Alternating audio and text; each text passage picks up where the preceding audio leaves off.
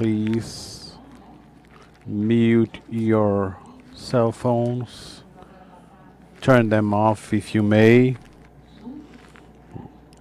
We're going to have special moments. Good afternoon, everyone. Welcome, ladies and gentlemen who are present here. It's a different audience.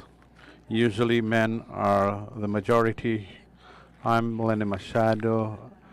I am the anchor of the Empreender TV channel, of the cable TV channels of Band TV, and I will lead here our evening today. And we're opening officially the second edition of WeForum, Women Entrepreneur Forum. It's a global event with great business leaders of the world that have the goal to interconnect women creating opportunities. I'd like to thank and acknowledge everyone who's watching us through the internet. So good afternoon, everyone. Welcome, and thank you so much for your presence. And I hope you stay until the end, not only tonight, but at the end of our event tomorrow. In 2022 in São Paulo, this event had 500 participants, and there were discussions of public policies, of gender equality, role of women in economy, and protagonism of women in in the world.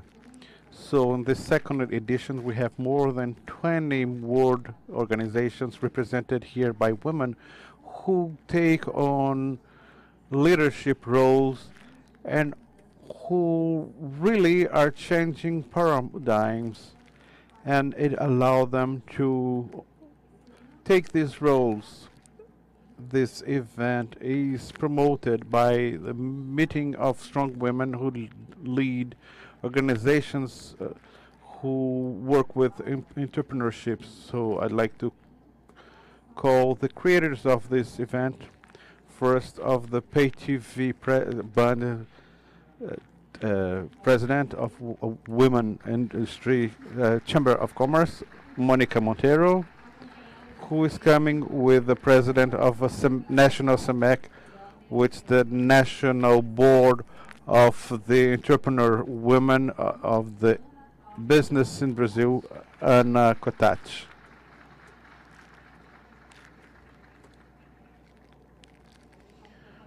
So I'll leave the microphone with you. Thank you, Milena. And here we are again. So let's begin. Great Monica, we're here together once again with this amazing event, gathering so many important women. Thank you for your presence. These international and international leaders are present in our WeForum. It's an honor to be here to speak about the connection of organizations presided by women. This is a very relevant topic. National SEMEC is here present this afternoon. I'd like to welcome our counselors, women from different states of Brazil, such as Rio, São Paulo, Paraná, Maranhão, and others. We have more than 80 representatives of entrepreneur women in Brazil, and our Women's Entrepreneur and Culture Board, our SEMEC. The number of entrepreneur women is growing in Brazil, and now it's more than 34% of the entrepreneurs. In Rio, this number is even higher. We're 39% of the total. Brazil is in 7th place in the world ranking of women's entrepreneur. We are 30 million Brazilian entrepreneurs. This is a more interconnected world, and it's very important to realize the importance partnership of different organizations presided by women. The union of these organizations is very important, and to share information and educate leaders of all involved in organizations. Considering several challenges faced by women in leadership roles, building bridges is very important to face all these adversities together, creating support networks, sharing solutions, and promoting mutual development. We can ensure that women's voice is heard in different places. So it's very important to encourage women to seek opportunities, get in touch with these organizations, and create a solid network of mutual support. This is very important nowadays, enabling ideas exchanges, strategies, and several initiatives. It's important to have joint events such as forums and discussion groups online to foster debates, mentorship programs among leadership women, and collaborative projects. Working together, we are creating a less longing process that will benefit all of us. We will connect to each other and inspire each other for a better future and a more egalitarian future. It's important that women can seek within themselves all abilities, but it's important to create public policies that are effective with equity and equality. So thank you for your attention. I hope that we can support each other to strengthen and bring visibility for these public and private organizations presided by women. So I'd like to thank the authorities who are present here, our president of SEBRAE, National SEBRAE, Carlos, the SEBRAE from the District Federal, our First Lady of Goiás, Ignacinha Ganhado, our Secretary of Commerce of Goiás, Joel Braga, Alfredo Gottait is President of SACB, and my husband as well. Who else? The President of the Federation of Industries of Rio de Janeiro. Thank you, President, and several other authorities, presidents of companies here. Thank you for the international authorities, Vittorio Diego, the representative of the Republican Assembly of Mozambique. And we women have been playing an important role in economic development. I always say that math is going to save us. The economical development of our country, our states, and our city is very important. So I'd like to reinforce the presence of the First Lady of the state of Goiás, but there are still several challenges to overcome to achieve our full potentials. During this forum, we will be able to hear specialists and leaders of several sectors in the world economy, because women has to be inserted in the economy. That's how we're going to win this world. We're not only thinking about equity and hiring women. So women study a lot. So tonight we'll have this agenda, female universe within economy. So tonight we're going to turn our eyes towards women. So because in the consumption we decide what to buy. We've been achieving several advancements and we've been occupying several new spaces.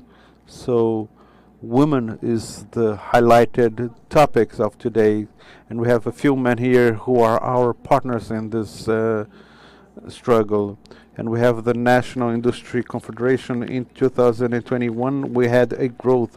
So today we are also celebrating. We've had a growth from 2019. We only have had 15%. Now we have 21% of women in leadership roles. And Rose is here, is the president of SEBRAE, the federal district. And in the world, 90% of companies had at least a woman being a leader. but there are several companies and segments who are really running behind.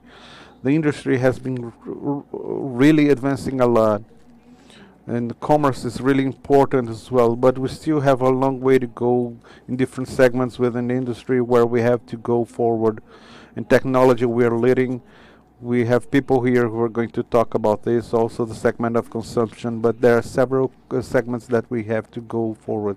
And when we see a president of Volvo or president of other industries, we have to applaud and follow these women because they are always pulling other women together with them. So Brazilian companies are promoting the women's participation. So I'd like to highlight that we need courage for all of this.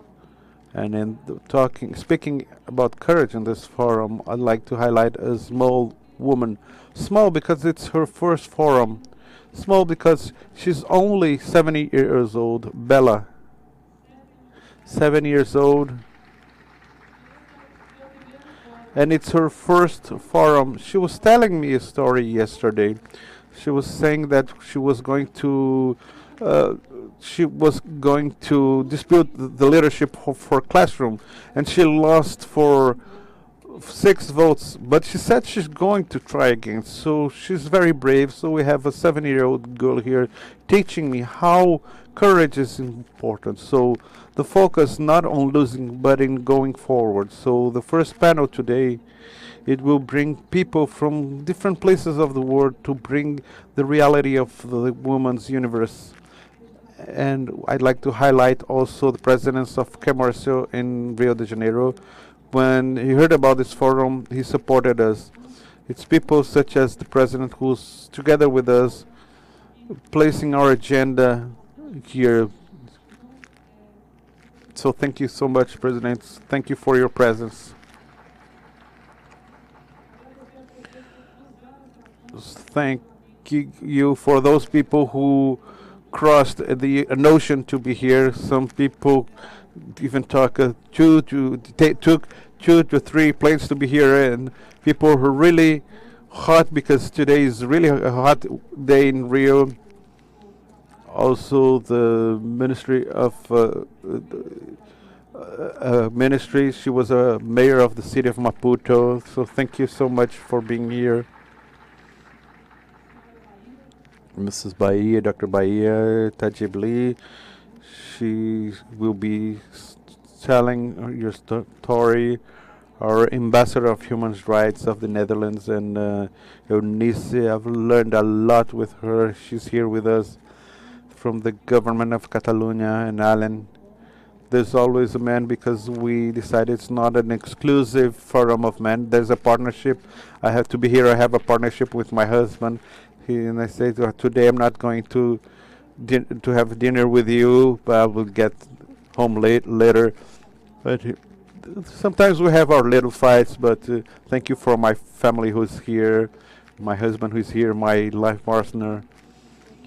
And I hope we have a beautiful forum. I'd like to thank everyone who came from far to show your experiences, showing that we can change things, all who are creating these roads. So we have a 50-50 equities. We can try to reach gender equality. Also, I'd like to thank the presence of Margaret Coelho, Director of Finances of National Sebrae. It's the second woman in the financial administration in Sebrae, the second woman in the last 50 years. And thank all our friends who have helped us to create this forum, especially Mariana and Elisa who are here, our friends who came here, 120 people who are present, our ambassador Rene Gala, but also our team, Monica, our teams, Gabriel, Dominic, because without you this wouldn't have happened. So thank you all our team. We is a voluntary movement. We're voluntary of this event, and we gather 12 national and international organizations who are discussing here. So thank you everyone and good evening.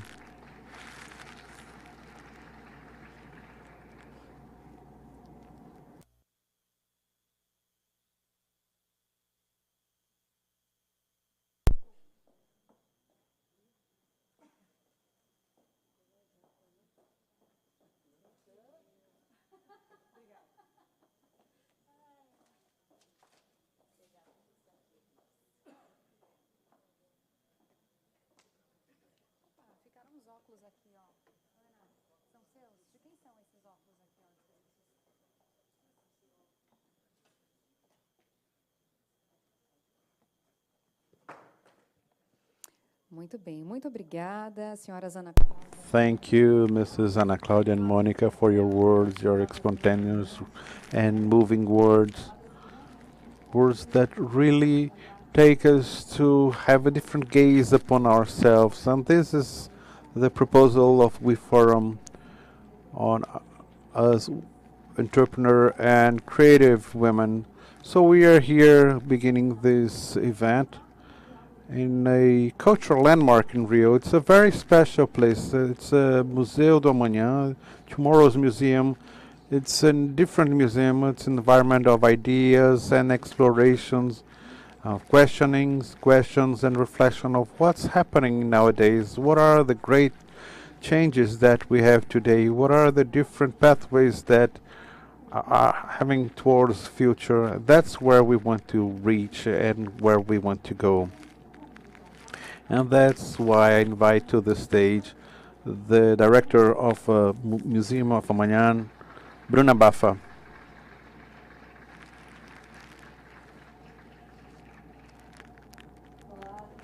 Hello, I'm Bruna Baffa. I'm General Director of Museu do Amanhã. Welcome everyone. First, I'll do my audio description. We always do this in the museum. I am a white woman. I'm 167 meters. I'm skinny, brown hair and eyes. I'm wearing a white shirt, black trousers and shoes, and black eyeglasses. So this is managed by the City Hall of Rio. So I'd like to thank the present of Ricardo Piquet, president of IDG, this wonderful initiative of Claudia and Monica Lindalia is our partner, our present authorities. It's a great joy to have all of you here. Usually on Mondays, the museum is closed.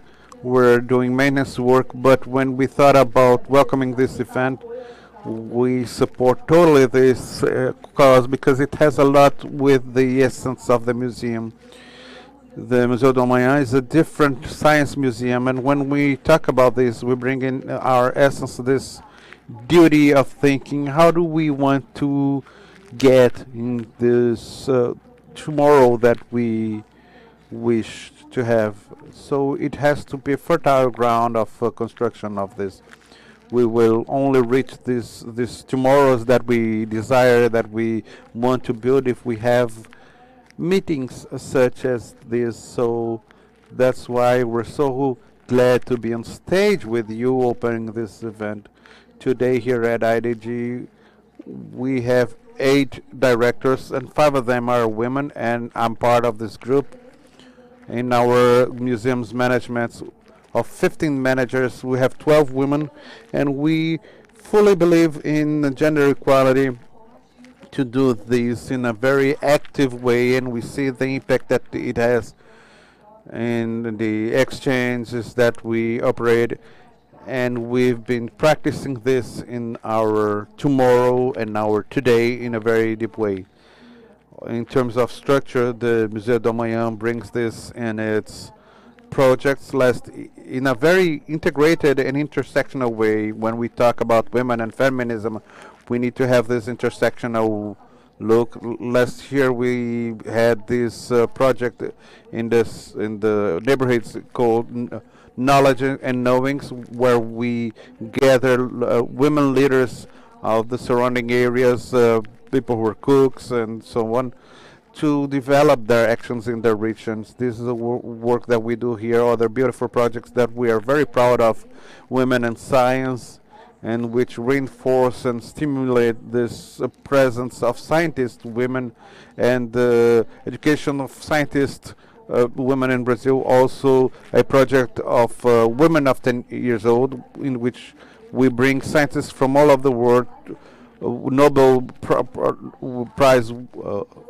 laureates, to talk to these girls, so showing them that it's possible to be a woman scientist. And also last year we've had a podcast with public schools and women researchers researching about researchers. So that was the project.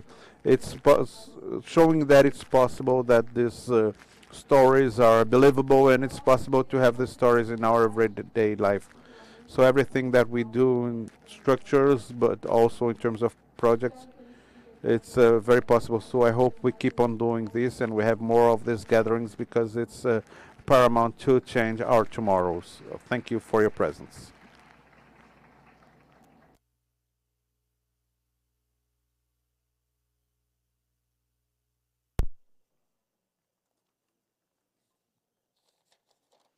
Muito obrigada.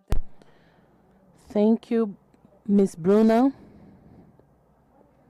Now I would like to invite to our stage, representing these amazing, incredible entities that are supporting this event and those that gave strength to this event. I would like to invite Mr. Alfredo Cotaiti Neto, who is from the Commerce and Business Association Confederation. He used to be a senator and also worked as a secretary in the City Hall of São Paulo.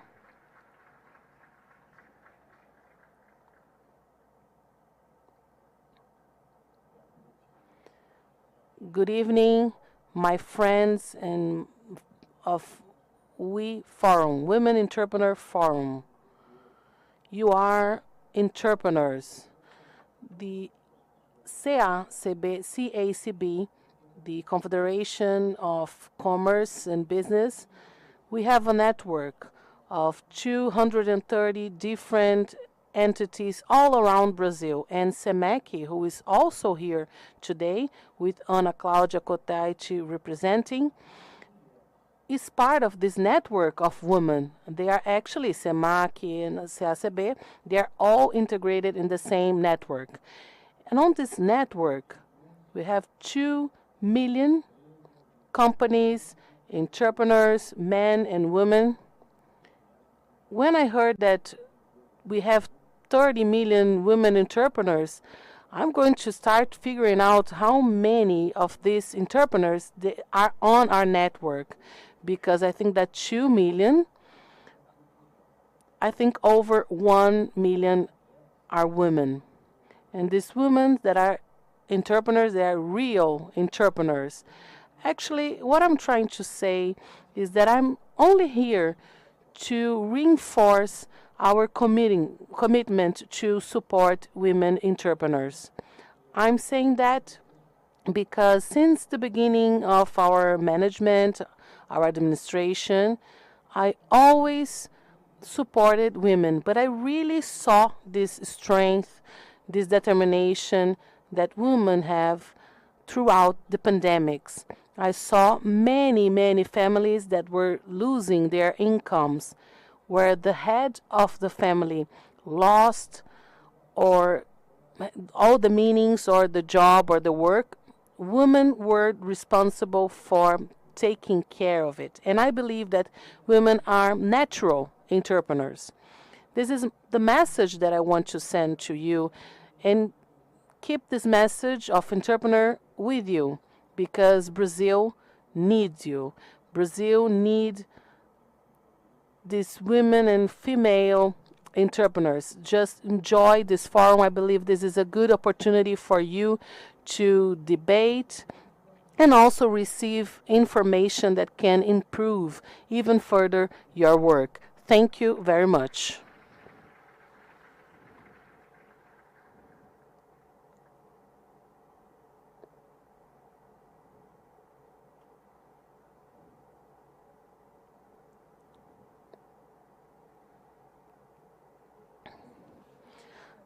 This event had the support of many sponsors, and in the name of all of them, I would like to invite the president of FEComércio Rio, Mr. Antônio Florencio de Queiroz Jr.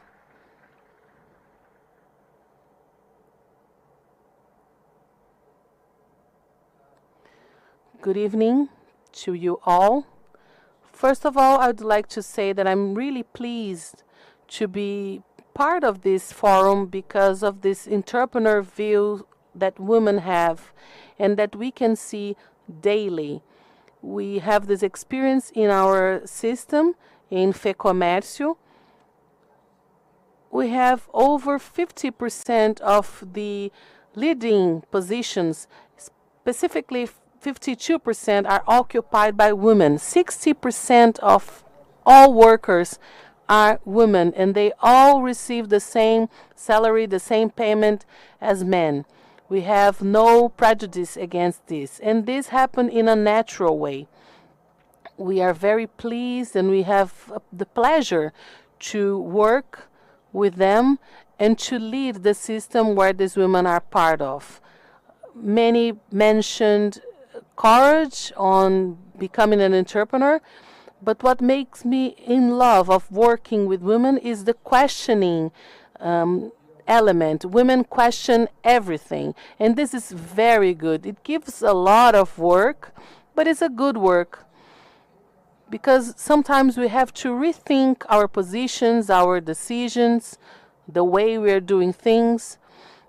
And because of that, we are developing many projects that are dedicated to women. We started with the civil construction work, women that were facing domestic violence, and they were in that relationship because they had no income. And we started giving qualification for some women to work in civil construction, and this was a taboo. Women are not supposed to work in civil construction. Actually, women are capable of working whatever they want with whatever they want. And we have many programs in FEComércio where we qualify and we give the skills that women need to develop any kind of job. We now have a new project, and this is very important to mention, because when we look at women entrepreneurs, these have a very strong role. But there's a level, a class of women that can't not access because of some past poverty. We have a project for girls that is dedicated to period poverty. Some girls that don't have access to pads, and they use techniques that are very old to face periods every month. This situation that happens every month. And this is something that broke some taboos, because we are changing the beliefs, and they used to have some beliefs, and we are working on it. And I would like to thank a lot for the opportunity of being here. I'm really happy to be here talking to you, debating with you, and gathering together more information in a way that we can develop more projects. And I would also like to salute two women that I really admire. Lindaya, who is my friend. She's a rare, special, unique woman, and she's motivating us in doing events and initiatives, and she's bringing us the needs and helping us. We are bringing to Brazil Web Summit. It's the biggest event in Brazil, and Lindalia were the one responsible for placing that seed. And the second woman's not here, but she's always in the core of all our thoughts. That is Angela Costa. She's also a unique person, amazing in everything that she accomplished. I'd like to also send my salutes to Piquet. We are trying to do some projects with Museu da Manhã, Tomorrow Museum, and Medsi, my friend, my brother. He's also an amazing person, and he's working at Sebrae. Dr. Margarete also leading Sebrae. Is a honor to have you here. And also Secretary Chicão Bulhões, representing Rio de Janeiro, developing the economy of Rio, and also bringing back to Rio the self-esteem so much needed. And I'd like to offer you and send you an invitation to know more the work of FEComércio, Sebrae, Senac in Rio and all around Brazil. Our doors are constantly open. I would love to receive you in FEComércio. Thank you very much.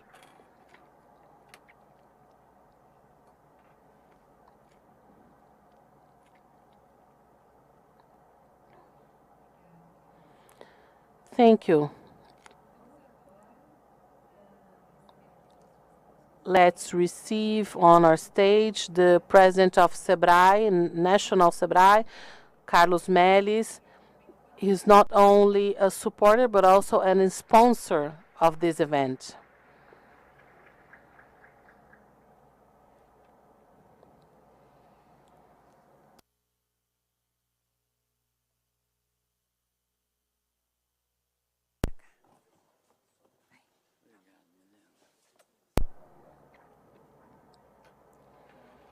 Good evening, my friends. I'd like to invite a video so you could watch, and this is my homage to women in name of Sebrae. To be the owner of my company showed me that to be here, many women helped me to get here. It was my mother's sweat that got me here, and my sister helped me, and I was down, I was up, I reinvented my business, but I never done anything all by myself. This is why we have a rule: when one woman is up, she will pull all other with her. Sebrae, the strength of Brazilian women entrepreneur.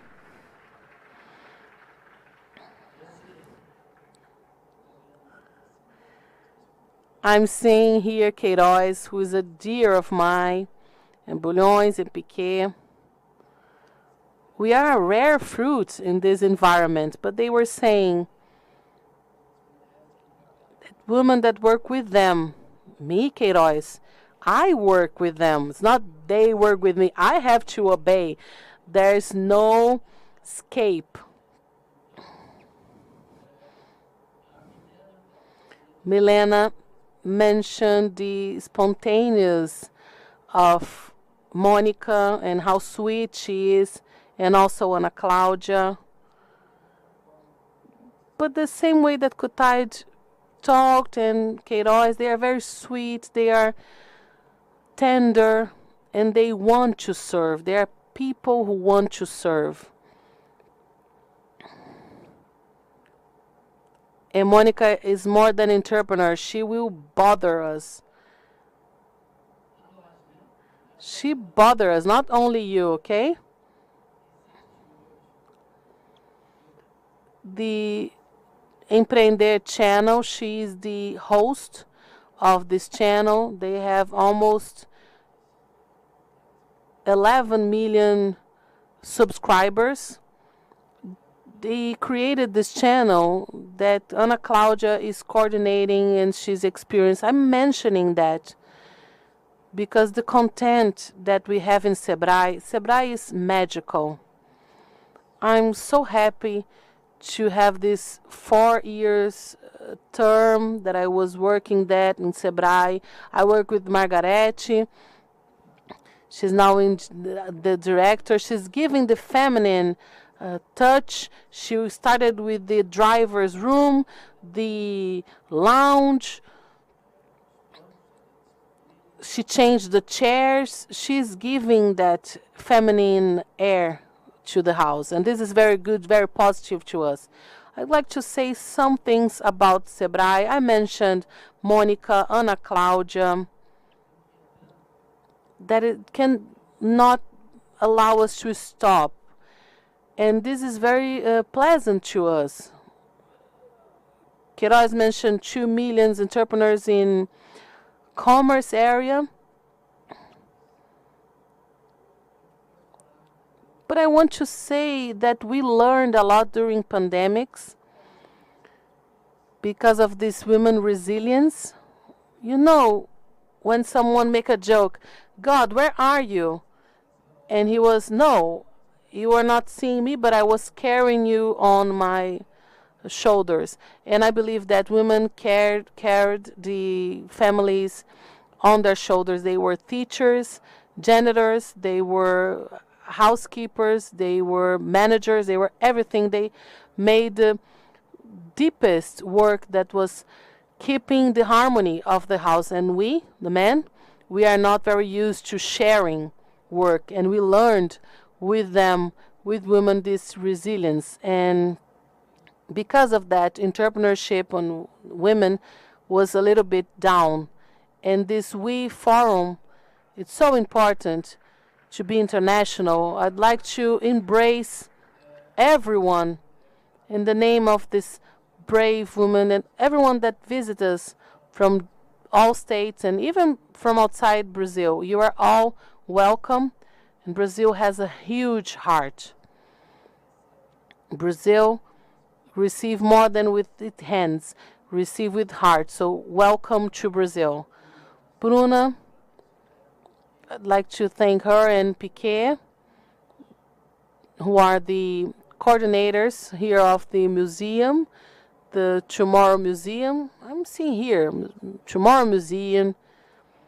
We just celebrated 50 years of Sebrae, and we wanted to say that next future Sebrae, the next Sebrae of the future, how good it is to think about future and how stimulating this can be. This is why I'd like to thank you for receiving us, welcoming us here. I already mentioned Fleiroz, Cotai, Queiroz, and Vitória Diogo, who's a deputy. Welcome. Thank you for being here. I was there at your position. I know how good it is to be a public server. And I also would like to salute all these women, but represented by a first lady. A first lady who is making the Goiás governor a better man. Gracinha Caiado. Glorinha Caiado is here, and many people don't know that.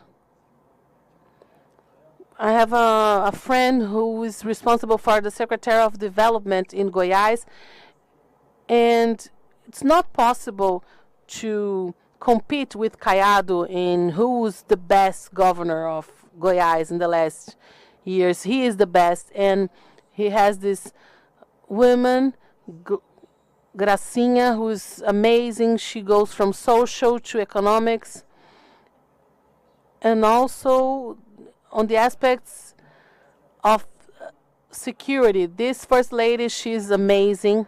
Just, I'll ask you to a round of applause. Even though this person is not here, I would like to send my hug to our Governor Cláudio Castro, and also the secretary that is taking care of Web Summit. No, not secretary. Chicão is here. It's hard for me to see from a long distance. And we were at Portugal launching the WTC with Monica, bringing Brazil to making micro and many companies international, wanting to exchange this Brazilian methodology of Sebrae. It was in April. It's going to be an amazing success. Let's grab that. I'm going to say you something that I learned and that I've been living for the last 20 years. I was the second sport ministry of Brazil in 2001, 2002, and 2003, and the president of the Olympic Committee. I told him on that rock, how can we make Brazil become an Olympic potency? And he said, well, doing what you are doing with humbleness and asking help for those who can help you. That touched me. I went to LA and he gave me the 101. Just become part of the most important international championships in all Olympics and all sports categories. And we brought to Brazil many competitions here to Rio and to Brazil to bring this climate here to Brazil. And because of that, we hosted the Pan Americans and Olympics. And I'm asking you some space to change the idea of the world of entrepreneurship. And I'm going to say that with a lot of property, the role of Sebrae. Sebrae is so good, so strong and so good because Sebrae has this service spirit. We are the support of all commerce with FEComércio, SEMEC. We also have here the Agriculture Confederation. We are the runway that delivers all the ideas, that will teach the management of everything, to try showing what is fixed cost, renting, power, payment, and what is variable cost, what is capital. And with that, Sebrae has now 5,000 new agents in Brazil. And I would like to offer that to you. My role here today is to offer Sebrae to industry, tourism, commerce, because these 5,000 agents, we used to have 1,000 agents for innovation. And these agents, where they act, they are improving the quality and the income and the productivity of all companies in 54% of productivity and 70% of improvement in income. These 5,000 new agents that we work with entrepreneur education, and we work in the local agent for digital and startups. This is such a dear figure that is the agent of assistant credit, not guided credit, but assisted credit. We want to help you, and those that we are helping and assisting, 50% less of not payment. So we want to place Sebrae at the disposal of women. I'm going to close asking to show a picture. And I like to pay an homage to you in two ways. There's we have the project Sebrae Delas, and in Brasilia, and we've seen the suffering of women during the pandemics and the role of resilience, obstination. And I'd like to close saying this is something that makes me remind the simplicity of my mother and women as a whole. Women has the ability of having three languages together, from the mind, the heart, and hands. She thinks what feels, feels what thinks, and does, does what feels and thinks. This is a line from Pope Francis. So, Sebrae is at your disposal. Thank you so much.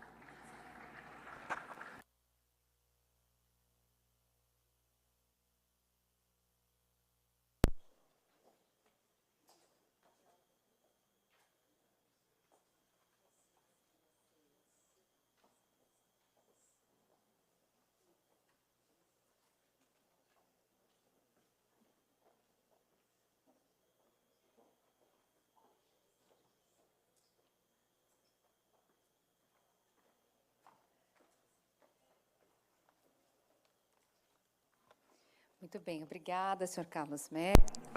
Thank you, Mr. Carlos Meles. Now we'll bring them back on stage. Are you feeling? Do you feel? Do you miss the women here on stage? So I'd like to pass the floor to the First Lady of the State of Goiás, Gracinha Carvalho Caiado.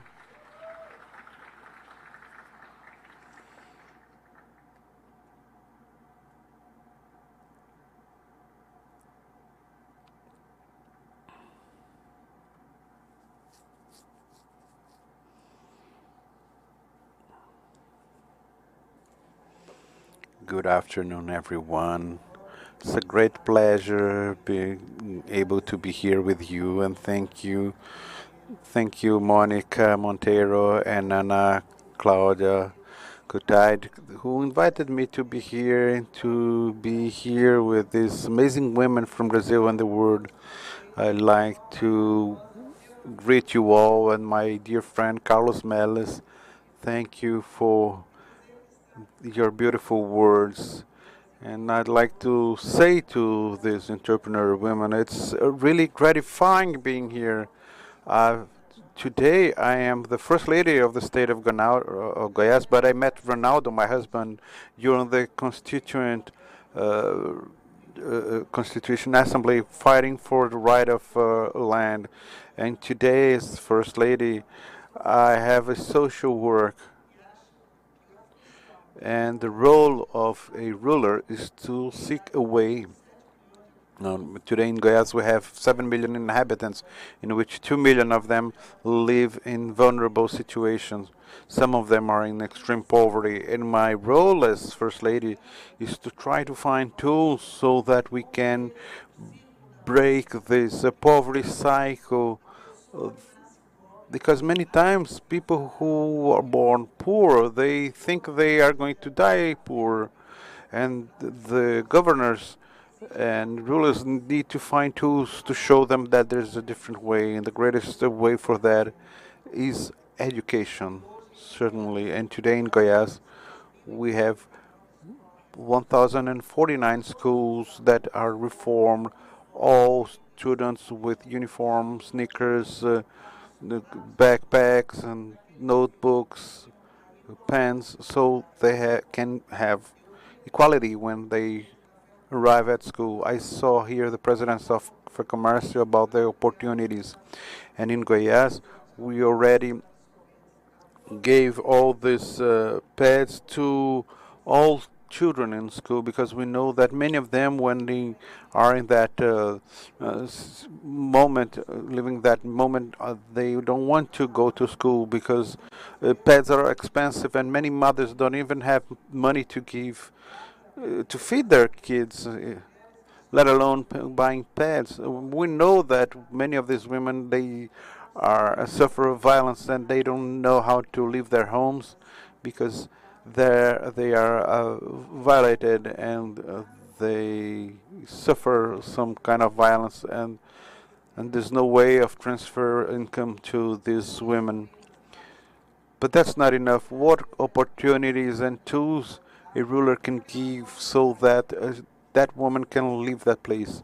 Education opportunities, credit so they can build a business. We've done this in Goiás, what we call social credit. And from everyone who had this opportunity, 70% are women, and 80% of them transform the income of their families. So this is a way of saying that that's possible. We can bring opportunities, we can change the lives of many people. We only don't have a tool for this change. I am the First Lady today, but that's something transitory. It's a 4 years term only. You are business people, you are business women, and you can work also on this. So I'd like to say that I'm really happy when I see changes in the lives of these families and these women. Thank you so much to you all for this opportunity about speaking a little bit to you. So we're waiting for you in Goiás, which is a wonderful place. I always say that Rio is beautiful, but Goiás is in the center of Brazil, and that's where the heart of Brazil is beating. So I invite you all to get to know our beautiful state. Thank you.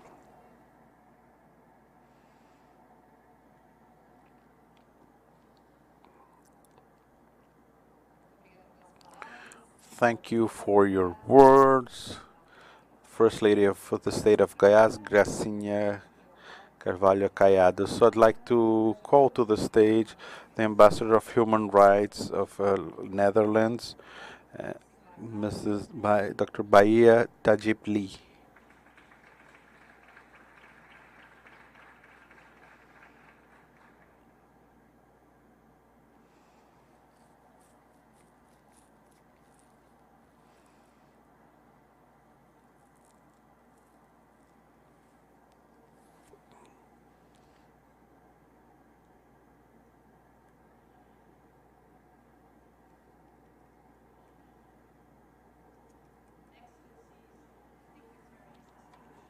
Good evening, everyone. It's really a great honor to be here at the second World Women Entrepreneurship Forum, this time in Rio de Janeiro. Thank you for inviting me and my colleagues for this very important occasion, and I'm really enjoying listening to all of you. Women empowerment and women entrepreneurship are topics that are very close to the heart of the Netherlands and of myself. And I'm really thrilled this evening to be here, to connect with you, learn from you, and share with you. And this in a very inspiring and stimulating environment, the Museum of Tomorrow. A museum that helps us prepare for our shared and equitable future. A museum that can help us reconsider reality of today and allow us to see things in a different light. This makes much needed change and transformation possible. Museums have an enormous convening power. They bring people together from all walks of life and even other countries, like this evening. Connecting with others opens our hearts and minds to a whole new world of human interaction and thinking.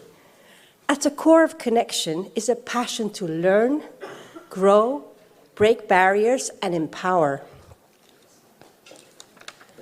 As the Dutch Human Rights Ambassador, I have the privilege to visit Brazil this week and talk and interact with many stakeholders on human rights, including this evening, and also to seek opportunities to enhance, to increase the cooperation between our two countries. And one such area is definitely securing equal rights for women and girls, and women empowerment and women entrepreneurship.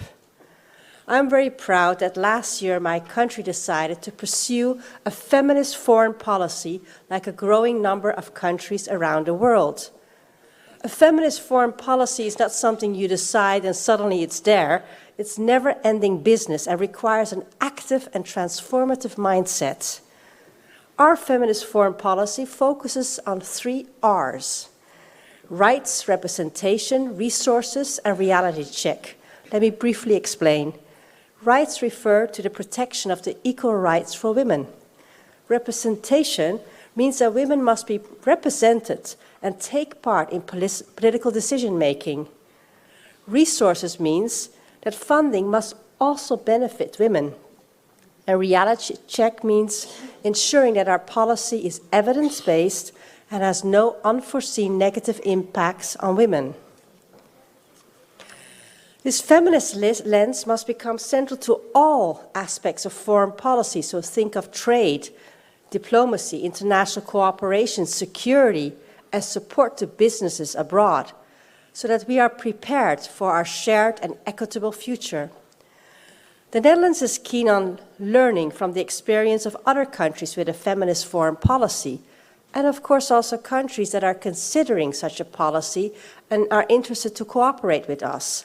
This week, I'm seeking Brazil's views, and hopefully Brazil also will consider a feminist foreign policy, because we would love to have you in this group of countries where we work closely together and share ideas and exchange good practices.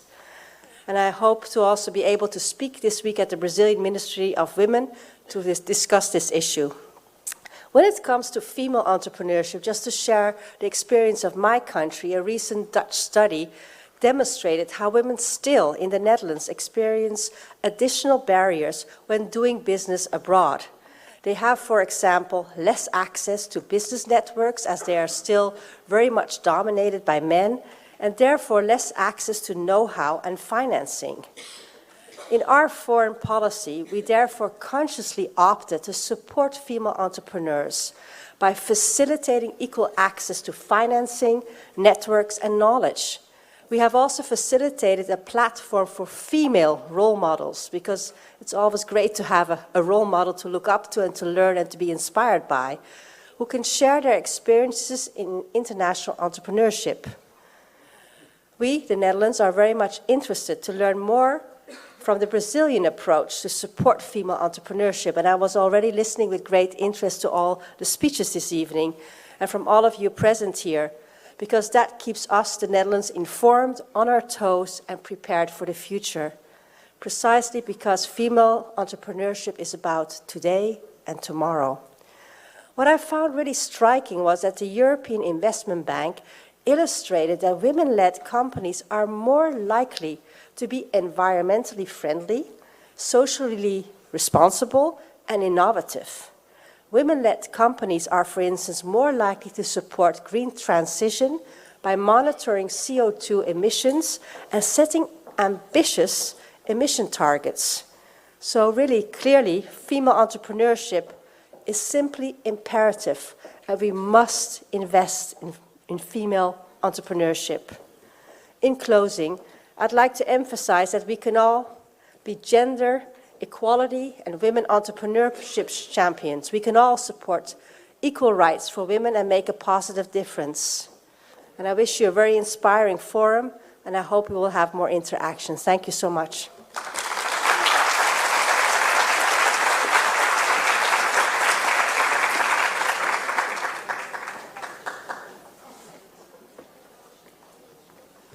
Muito obrigada, senhora Bahia. Aproveito o momento para registrar e agradecer a presença do senhor secretário de Transformação Digital e Integridade Pública. Digital transformation of the City Hall of Rio, Tony Chalita, who is representing the Mayor of Rio, Eduardo Paes, and the Secretary of Women of the City of Rio, Joyce Trindade.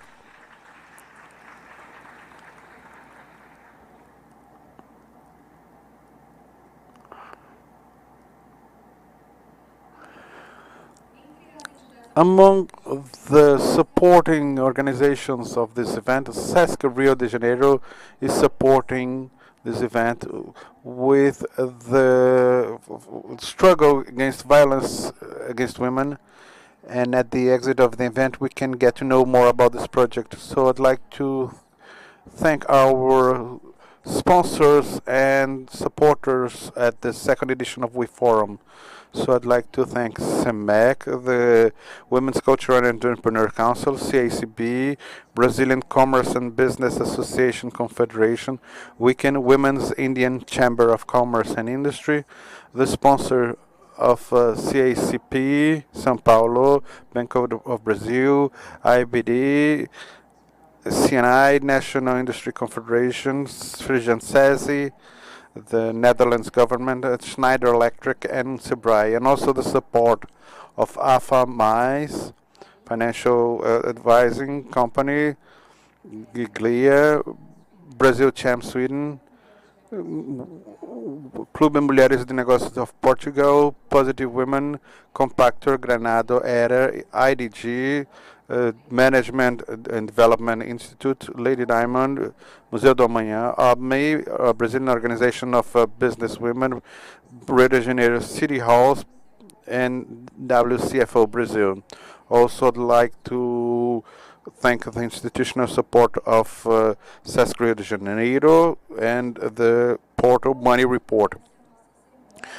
This is our ceremony of opening the event. We gather here also managers and administrators through women's entrepreneurship and leaders roles. So to carry on with this opening ceremony, I'd like to call to the stage the journalist and from the commentaries of Wall and journalist from the Folha de São Paulo newspaper. She's going to lead our first panel of this second edition. Good evening. It's really a great honor to be here. I'd like to thank Milena and Monica for the invitation.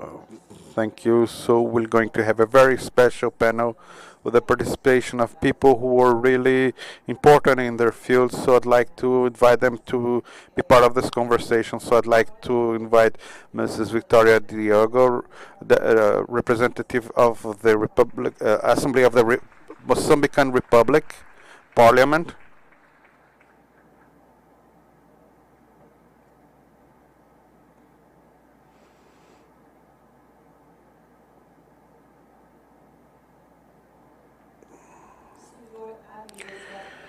Mr. Alireza Akonde, member of the Swedish Parliament.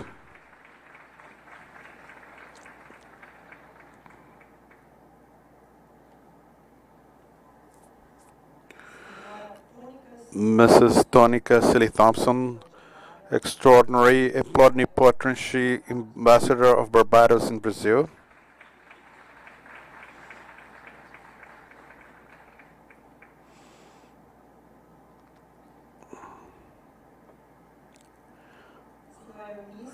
Mrs. Eunice Romero Rivera, General Director of Immigration, Refugees and Anti-Racism of the Government of Catalonia.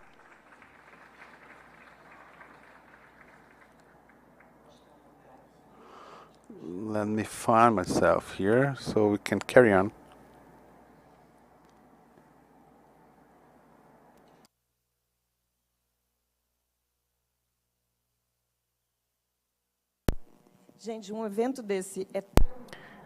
It's such a live event that I had a script for this to enter some questions, but were hearing Mr. Carlos Melis from Sebrae National, and he's mentioned something that was very important during the pandemics, that was sharing domestic work. And this is a very important topic for us to debate when we are thinking about equality and when we think about gender equality in positions, in leading positions in private companies and public companies. This is one of the biggest issues all around Brazil, all around the world. We are debating that in Brazil, but aside from opportunities, we also have this issue that is not enough debated. And these are some issues that will make women not accepting some positions in companies or giving up on their career because they have 2-3 shifts when they get home. And I would like to start this talk with Alizeira because I know that in Sweden you have amazing public policies for mother leave and father leave, and this will help you distributing the time that women will be out of work because they share this. How were the challenges you faced to get to the point where you are now, and how society embraced these ideas? Thank you. It's an honor to be in Brazil for the first time. It's an honor to be here in this room with entrepreneurs, female entrepreneurs. It has been a long journey. We had in Sweden the first female prime minister in 100 years of democracy. And in every sector, especially in the welfare sector, we did this journey in different steps.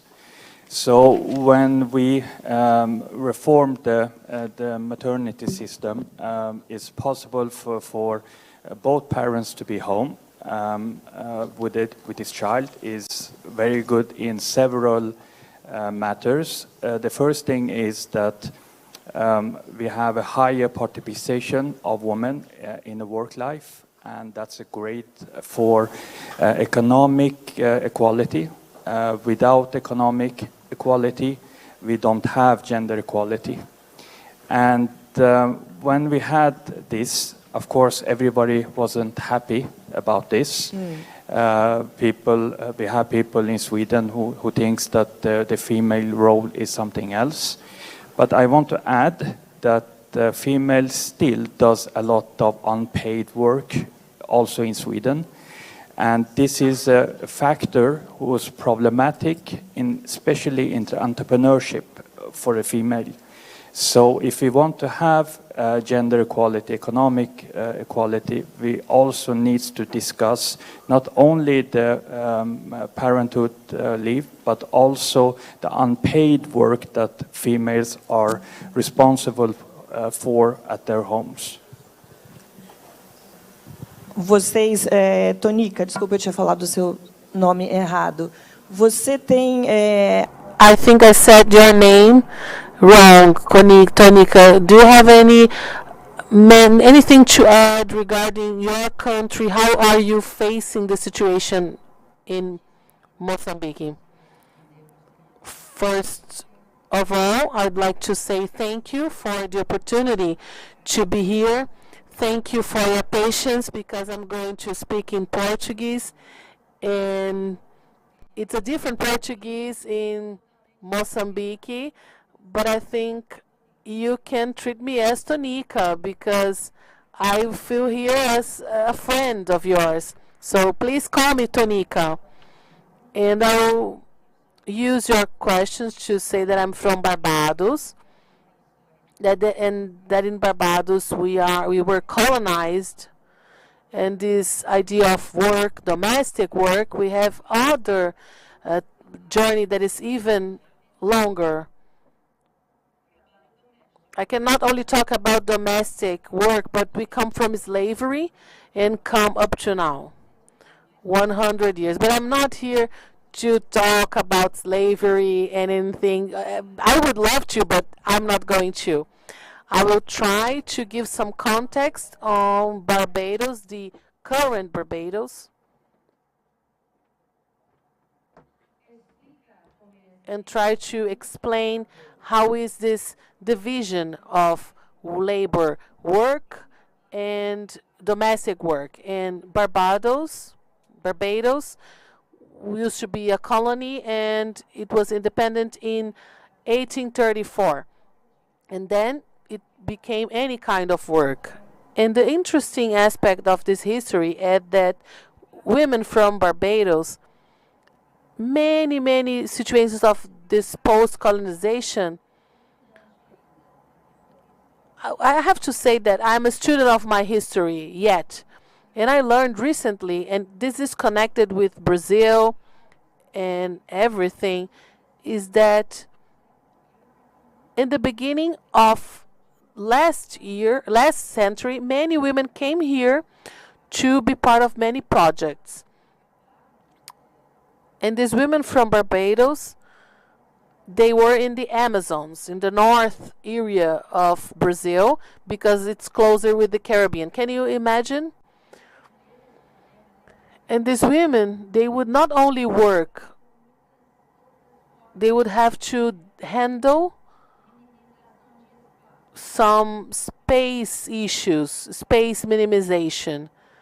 And some things that they did in Porto Velho, in Rondônia, in the north of Brazil, they were there to work in a train road that connected Brazil and Bolivia. They started some schools. They created these schools, and this is how they contributed. They were workers, but they were also developing that state in Brazil. I also learned from the descendants of Barbados some histories of women that became, your Portuguese is perfect actually, who became nurses. And this was the only job that were offered to them. It was domestic work, and they moved from that limitation, and they were able to change Brazilian history and to make their mark in Brazilian history and opening space to new women. So I'm thinking on how to use this stage because I have to leave, but I want to share this information in that context of what the director said, the director of this museum. She mentioned building new tomorrows. I hope you understood everything I said.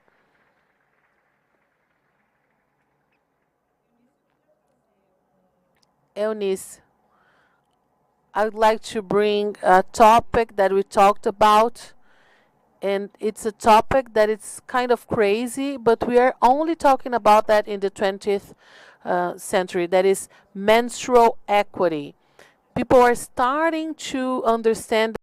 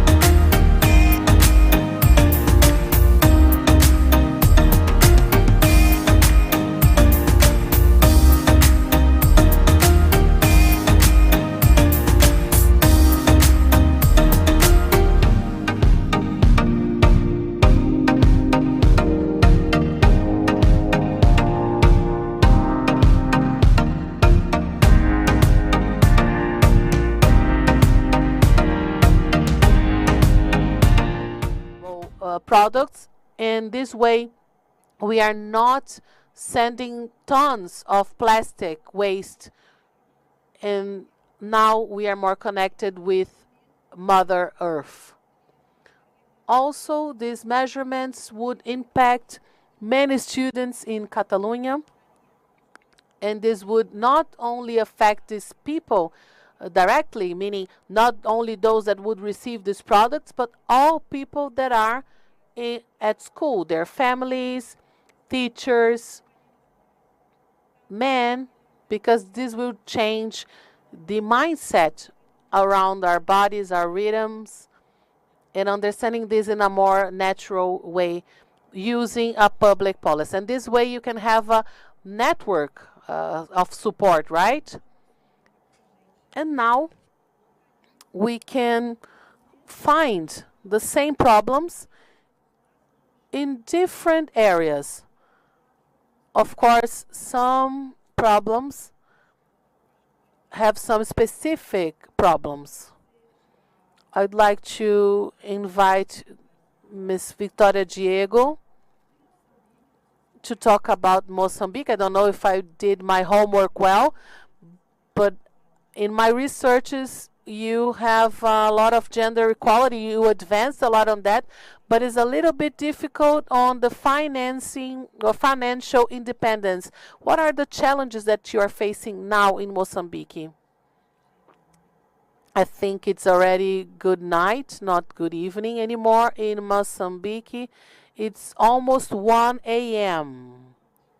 So please excuse me if I'm having some jet lag. My mind wants to be alert, and I need to be alert around you. But thank you. First of all, it is my privilege to be here, connecting myself to women from all continents, and my sister from the Atlantics. I'm a sister from Indic, and Monica is from the Atlantic. Well, before answering your question, we have 51% of our inhabitants are women. We have 29 millions and 51% are women. But the access to work or to jobs, we could say that women are in disadvantage. When we look to women empowering, this is a process that started with women emancipation. First, we need to be emancipated. We need to be free in order to be empowered. And sometimes we go forward, we talk about being empowered, but we don't talk about being free, because emancipation will touch the mind. She needs to be free from being submissive. And I would like to bring here an example that forged us as a generation. We were colonized by Portugal, and our independence is a result of a forced, armed fight. And in the beginning, the leadings were only men. In the beginning, they would not accept women. In the 60s, 70s, that would be part of this armed fight. But 25 girls and women broke some barriers. They were 15, 16, and 17, and they said, we are ready to work. We are ready to fight. We are not only here to carry babies or anything like that. We need to carry materials and arms and guns. And one of the obstacles were menstruation. How are they going to work in that battlefield with menstruation? And they said with courage, we are women, we are not going to stop being a woman, but we are going to face that. And when they talk about that, they were hurt because they were that on the jungle with rains, but they were there. And they created the first force. And after that, they created the first platoon, and then we all came after independence. We had access to work, but paid work. But to have this access to paid work, the education policies need to be positive policies, because if you are a poor family, when you have 3 boys and 2 girls, they will have to choose, and he will choose to send the boy to school. And this is where we need public policies. And I was a minister for 15 years. And one of the approaches that we had, and all the civil society organizations would come, because not only the government is supposed to create and implement or finance, but we need organizations to fund and finance these girls that would pay for some grants, and they can be sent on school and stay at school. Because after that, we have a different challenges that are premature weddings. How to keep that girl in school. It cannot be only this role of the government. This needs to be all organizations from private sector roles. If the companies that are led by women, how can they be in this role of guaranteeing that girls can ascend and can stay at school and that can become entrepreneurs? And another thing that has to do about empowering for equality is that during this journey I've learned to see and create references of success. We are in Africa. What are the news that comes from Africa? How are African women presented? How are women presented to the African women? Violented, poor, with no education. There's no cases of success. That's why I want to thank Monica when she believes that African women, women of Portuguese expression, Portuguese language expression, has a voice to speak. And that's why I'm here today. So thank you.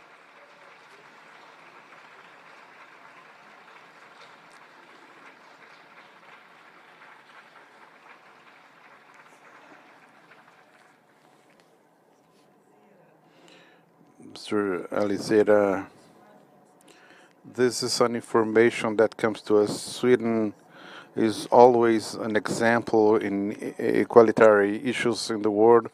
For many years, the governments have taken on this role and the responsibility that each one of its ministries has to ensure gender equality in its places. So when we have this balance, what are the effects in economical development and things that involve human rights? How do you see the results of this of these public policies that are implemented? Public policies are. Thank you. Public policies is always important, but the more important thing is that the public policy is not the desk tiger that you make it and put it on the table and don't use it. And we have, for me, gender equality is about values. The values to see female as an equal part in the society and give her the same opportunity that we give the boys. And this takes a long time for a society to get there, to see the opportunities, to see the strength. And in Sweden, we have come a long way, of course, but we see that we still have a large problem with sexual harassment in work life. We have a really high statistic in rape and sexual abuse still. We have still a lot of females who are killed in domestic violence. And we see that women are owning less, much less than men, Men are investing in stocks, owning the properties, but females are not. And we have also a long way to go still. And my remark is that this is really important, that we are not taking the victories that the female movement has achieving for the past 100 years for given, because we see movements from nationalistic, dark movements who wants to turn the clock back and bring the female's role back as it was 50 years ago. And for me, as a liberal, it's important to stand on the barricades and defend the victories that we already have, but also make new possibilities that we can have a real gender equality in reality. And for me, as a liberal, the method is economic equality. Because if we can reach that and give the female the same opportunity to ownership, to entrepreneurship, then we will solve a lot of problems that we see even in the equal Sweden today.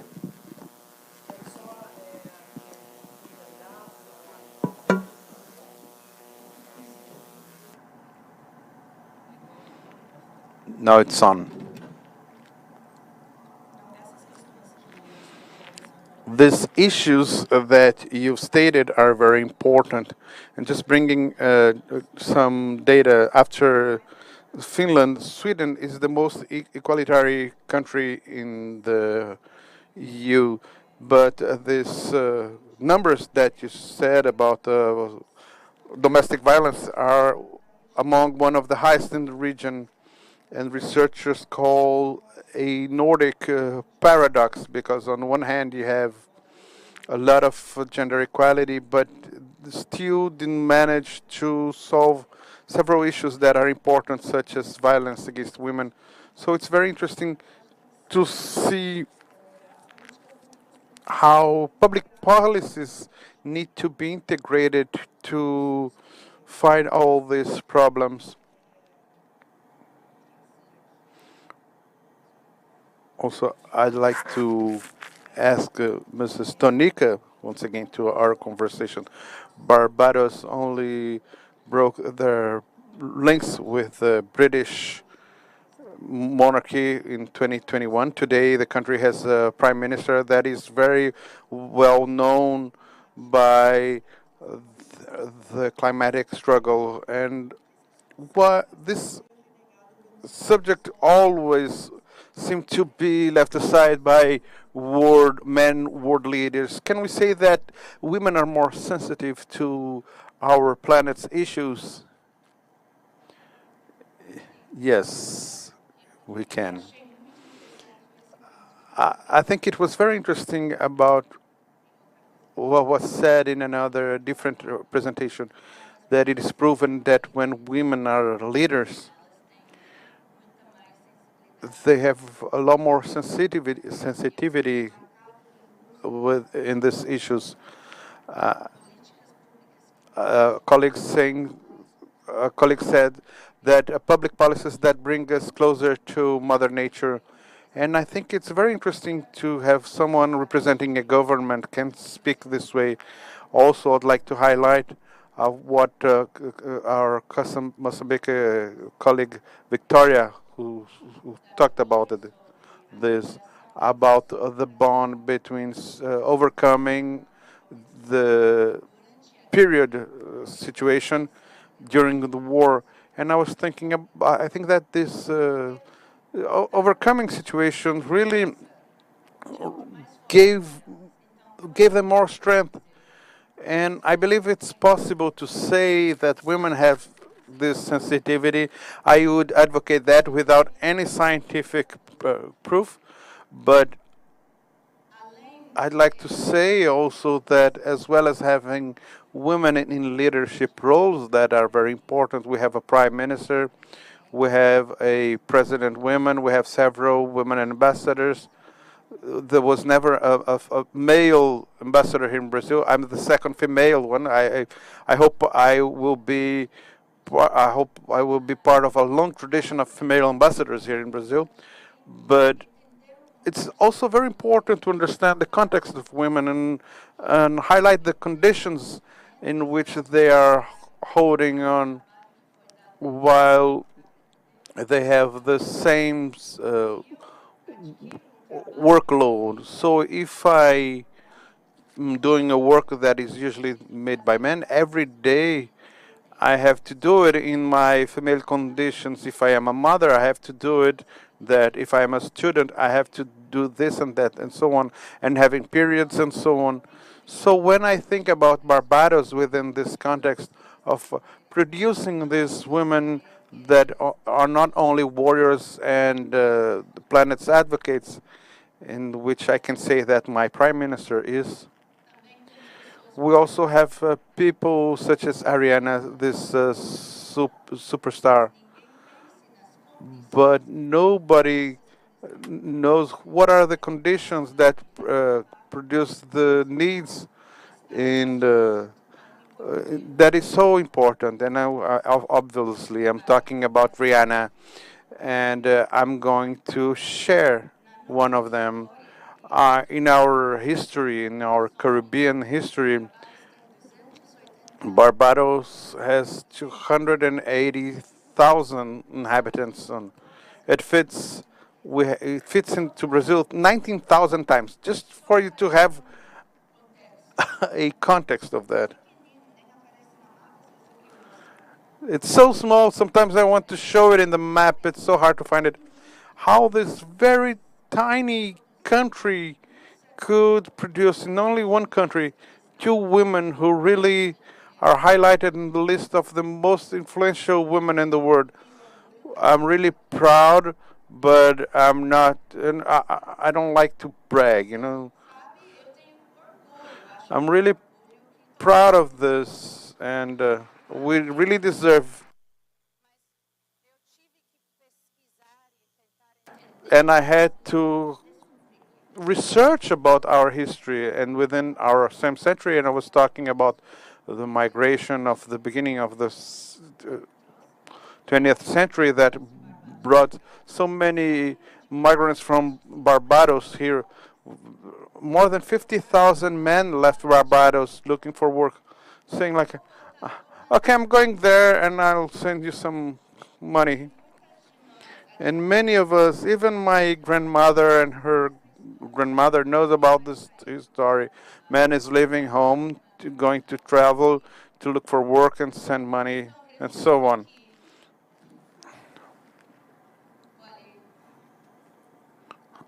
I'm going here we say in Brazil we say I'm going there to at the corner to buy some cigarette, and they never come back.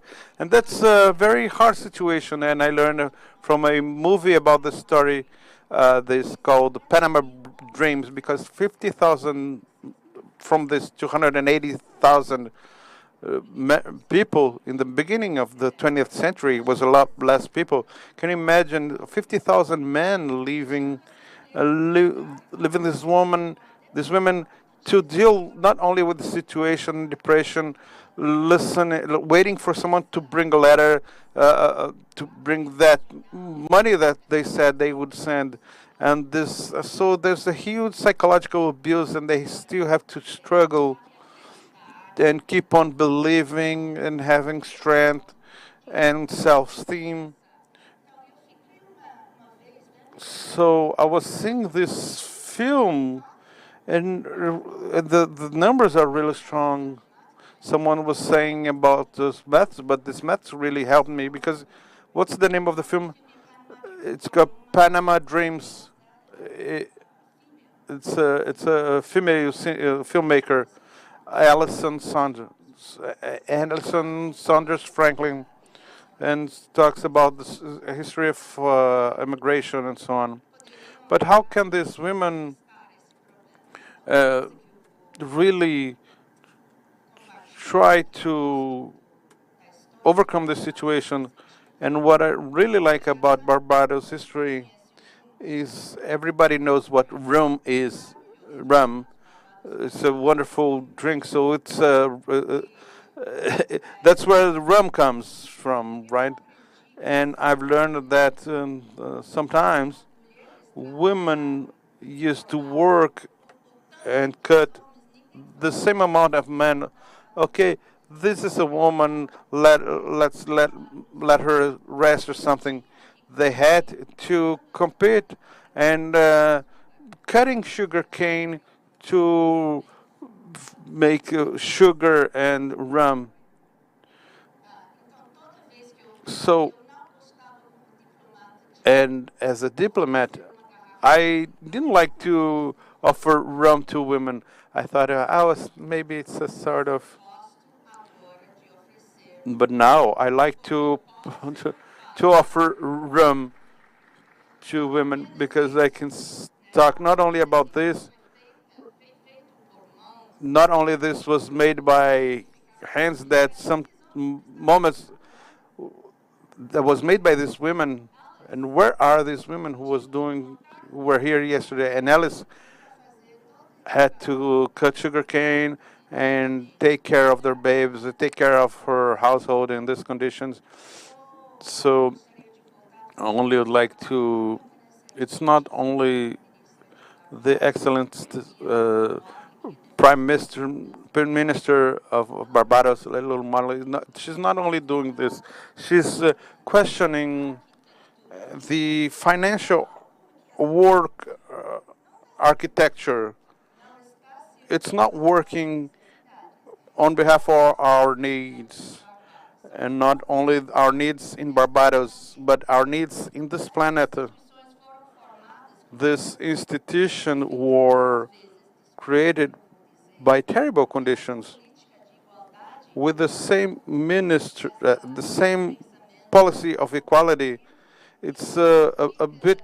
It was created in a rotten basis, and we have these distortions. How can we have so many advancements when there's this complicated relationship between genders? So it's very important to think about all the questions.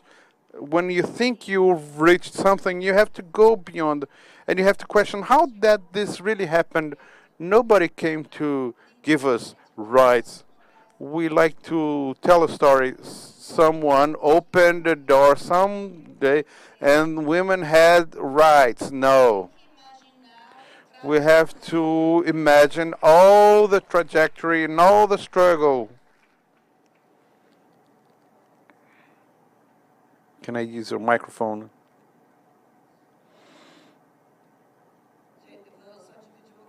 I only would like to share something with you about women who are more concerned with climate change. New York Times made a research a few years ago and showed that those who less use this returnable bags are men, because men consider them something very little male-like thing. So it's in such a simple thing, it's so hard for them. Can imagine about thinking about higher issues. So I wanted to ask again to Mr. Misi, the government of Catalonia has a manual taking care of talking about gender equality and anti-racism, things like that, how to treat foreign people. But there's an issue that is very little explored, but which is about the static pressure that women, especially young women, but we know that older women also suffer that because we are not allowed to get old. Everybody knows that, and it fosters this pressure on women's looks. How do you intend to take care about this? And you know, it's a problem that it has to be faced. I believe this is one of the most transversal topics, and this is something that it will be in women's life throughout their whole life. And we had a survey, And we find out that 60% of women in Catalonia were bothered with their self-image when they looked in the mirror. And we're thinking about everyone. We looked in their age or race. They have self-hate against them, some fat phobia, many reasons that this self-perception that can develop some eating disorders or emotional problems. And this is why we believe that we need to face everything, not only giving a solution, but we need to focus in health and also in women's rights. When we think about women's rights, we want to say that we are allowed to exist in this reality. We need to be here even without power. We need to be responsible and have power over our bodies.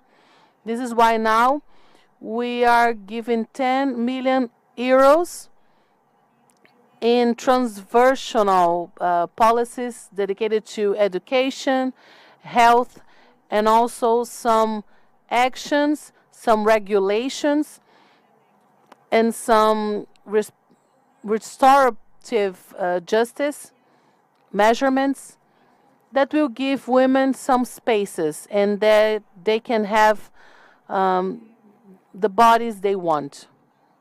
This is why we are thinking that in many words where we live, we can have the right to feel well and to feel adequate. This connection of not feeling adequate, this is something terrible that will make you feel uncomfortable. You don't feel like you're free. You don't feel like you're in power because sometimes you feel like you are in a world that's not yours, or in a world that is thinking of you as an object and not as a subject of power. And seeing things away from these bodies, being us the subject of power, of really being able to see and to build a world that is fair to women. The feminist justice will look for the improvement of everyone. Everyone. We need to create this space to have a diversity of bodies, and these bodies are authorized to live. This is the policies that we need, and this is why this is a transversal policy.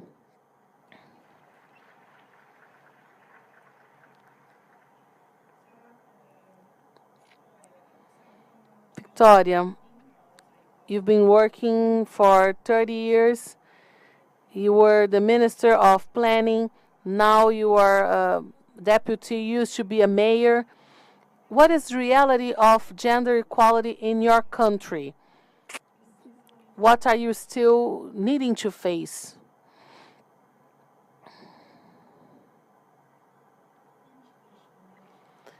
Before answering, I would like to comment. I would love to stay up to tomorrow here talking. I think we have a lot of things to talk about, but thinking about planet, we need to think about planet and climate change. And if we don't think about, we can be amazing entrepreneurs and the world will just fade away, stop existing. Having a woman in government will influence more or less. Well, my colleague here in this panel just said that yes, and in Mozambique, I'm looking to the rural woman, that is more women than urban women. And this rural woman needs to worry about the planet, needs to worry about the nature. Because if you're playing with the nature, this will become a problem for her to survive. She is the one responsible for taking care of the house. If the trees are away, they're not going to find the wood they need to build the fire. She needs to gather the water. If the river is here, is next to her, and now the river is dry, if the policies are not environmental worried, she needs to walk longer. And she needs to have that indigenous knowledge of how to taking care of the nature. But after that, we need to have big projects and big endeavors that will become violent against the nature. The system, we need to change the system. The more we care about the system, we need to change, we need to influence men that are inside the system. It cannot only be a woman doing everything. This is why we need to have a man on our side with an open mind, with an emancipated mind, and this man should dare correspond and work on the policies that she wants to, because we can't think that we are alone. This is a more holistic approach.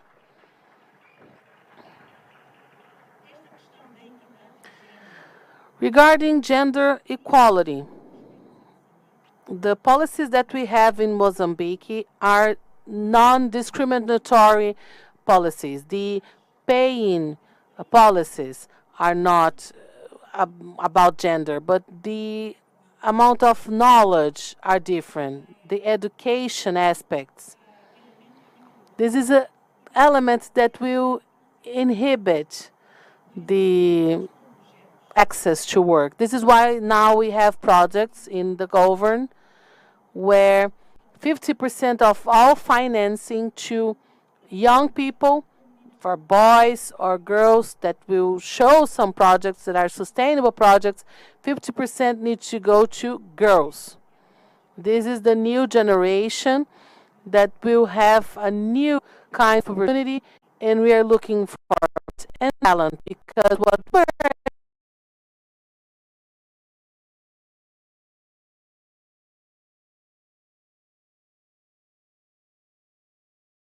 it's not only a discriminative, positive approach. Let's put some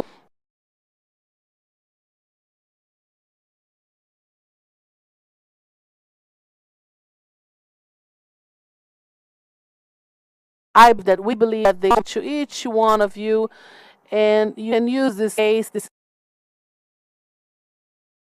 tomorrow museum, and you can talk anything. Are you optimistic in tomorrow's future, in women's tomorrow? Can I read Tonika? Yes, I think we need to be optimistic. We can be optimistic, but as I mentioned in my last comment, we need to be responsible for adding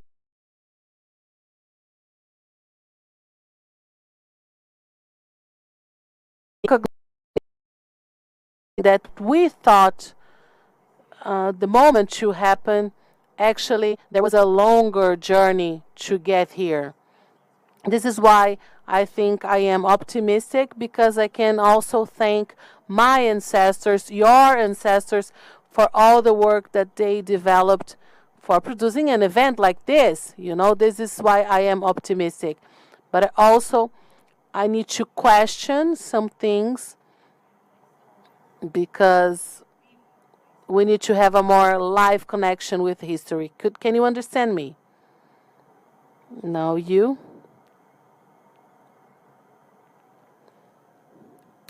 No, this is working. Yeah. Of course, I'm optimistic, but I also see quite a lot of obstacles. This journey is not easy, and it's important that we are not giving up the fight and letting the movement that wants to turn the clock back win. I'm optimistic because I also see this movement not just in developed countries. I also see the first female-led revolution in Iran right now. And we see that the females are taking place and demanding their rights. And this gives me hope that we are going to have a bright future if we continue to support the females and the young girls. But in this type of country, they are poisoning schoolgirls with chemical weapons because they don't want to see the female empowerment. They don't want to see the female leading and taking place. And for me, it's important that we together helping and bringing the cause for the public knowledge so everybody can stand together and help the females to grow and give back to the societies that they are living in.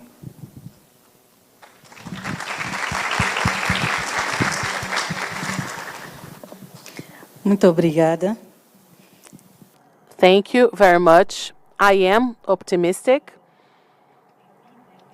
because life is about hope. This is my first step. If I don't have hope, I cannot be optimistic.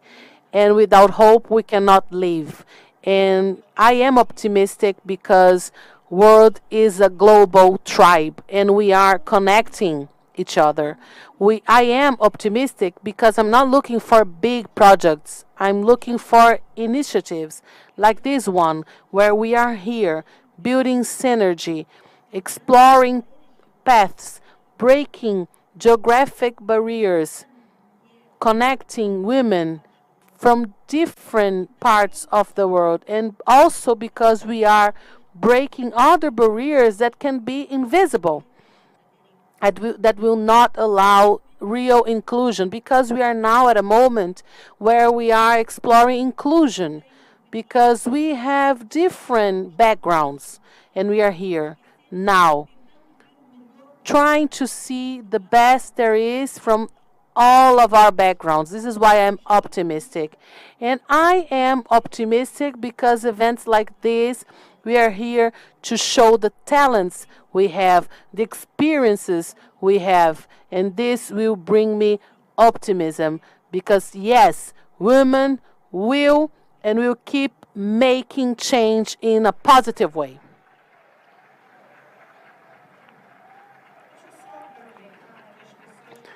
Just let me mention that they are asking you for your social networks, your social media. Can you give us your Instagram or Facebook where they can follow your work?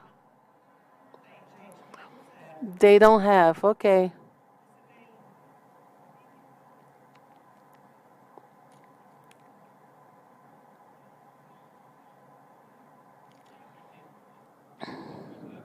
Media, yeah. You can follow me on Instagram. It's my name at Alireza Akondi _ We are in LinkedIn, every social media is possible. So. Okay. Eu sou Tonica Silly. I am Tonica Silly Thompson in all my social networks. Well, mainly on Twitter, I'm Eunice Puller. What about you, Eunice? Are you optimistic? Yes, I am optimistic as a political obligation. The political imagination is what is moving the world. And this is why, before any obstacles, we need to see as in a strategic way. It's not being like naive, but we need to have the enough strength to face what we are facing. And to us, it's very important to learn everything we learned about difficulties and learn that because of this rupture, this break that happens on us, this rupture, will enter the light. This is a phrase from Leonard Cohen, and it's very important to know that, to think the world in a different way. And thinking this way, it's our obligation to keep changing and to aim a better future. we are getting to the end. I'd like to thank my colleagues on this panel, Vitória, Alizera Kondo, Eunice Romero Rivera, Tonica Siliton, Thompson. Thank you for being here, to be following us, and I think we're going to have an announcement before closing up. Thank you, Marilise, and all panelists.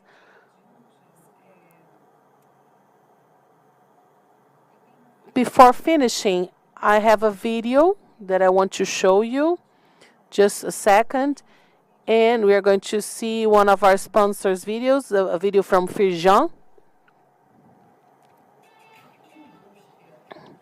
Industry is transformation, and Firjan says it will become education, health, and well-being for the worker. This will be more productivity to the companies and also more culture to everyone. With a humanized education that we will use and technology, school, Firjan says it will develop critical thought and innovation with robotic, maker activities, arts, and gamification, and will transform students in main roles.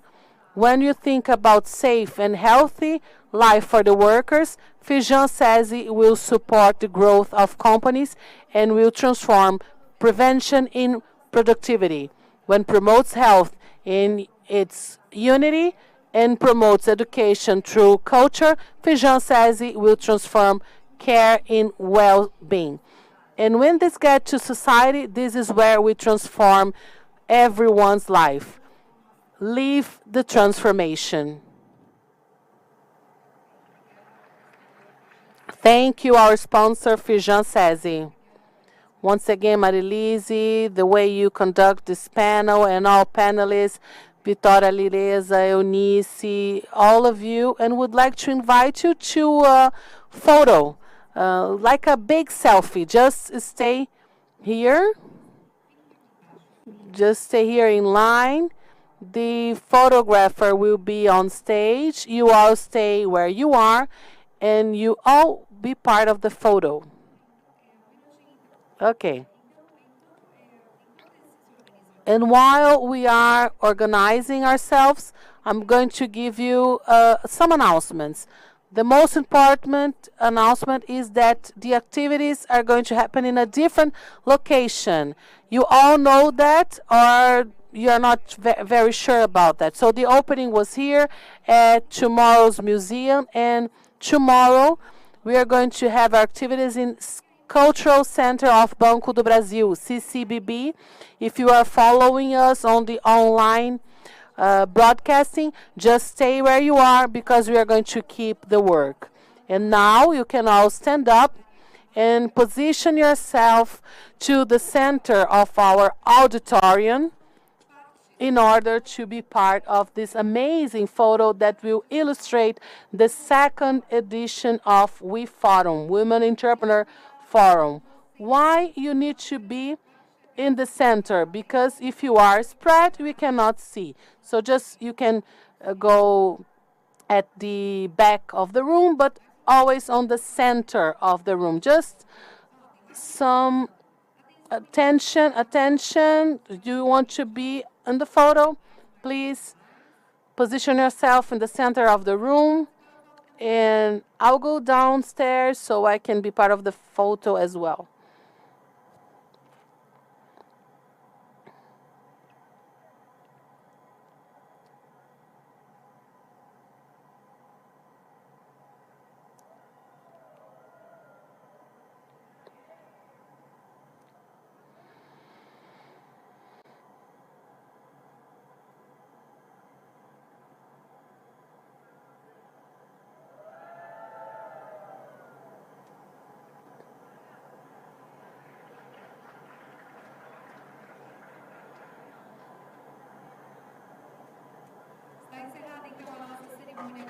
So this is the end of our opening ceremony, and congratulations to you all and to the creators. See you tomorrow.